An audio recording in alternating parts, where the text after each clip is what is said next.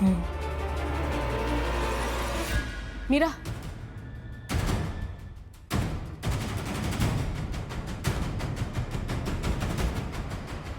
मीरा, हे काय आहे?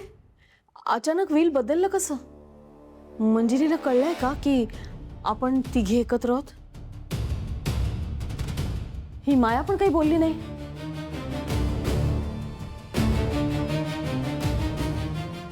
तुम्ही दोघी माझ्याबद्दल काही बोलत होतात का? हो. बरं बोला, काय झालं? तुला तुला माहिती असेल ना मंजिरीचं पुढचं प्लॅनिंग काय आहे ते? हा? आणि जर माहिती असेल तर आम्हाला सांगितलं का नाहीस?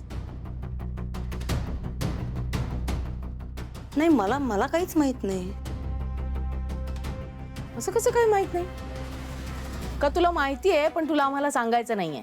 अहो, काही काय बोलताय हो?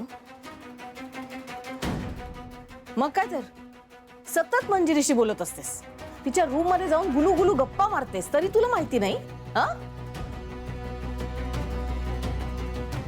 आमचा विश्वासघात करायचा नाहीये ना तुला? वाह वाह वाह, क्या बात आहे. म्हणजे मी मंजिरीकडे जाते, ती मला विचारते हा की तुमचं काही प्लॅनिंग काही सुरू आहे का? तर नाही, मी मंजिरीला खोटं बोलते का आपल्यासाठी? आणि इतकं सगळं करून माझा जीव धोक्यात घालून तुम्ही माझ्यावरच दौड घेताय. क्या बात आहे. नाही नाही, घ्या घ्या, संशय घ्या. हे बघ, संशय घेत नाहीये मी, पण तरी सुद्धा मला असं वाटतं की तुला माहिती असू द्या. ते बघा, आपल्याला भांडण्यात वेळ घालवायचा नाही.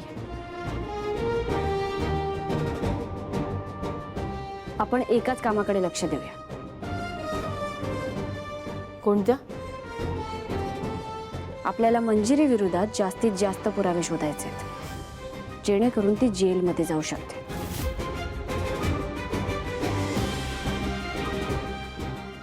आणि एकदा का ती जेलमध्ये गेली की त्या पुढचं सगळं काम वेदाचे बाबा. मीरा,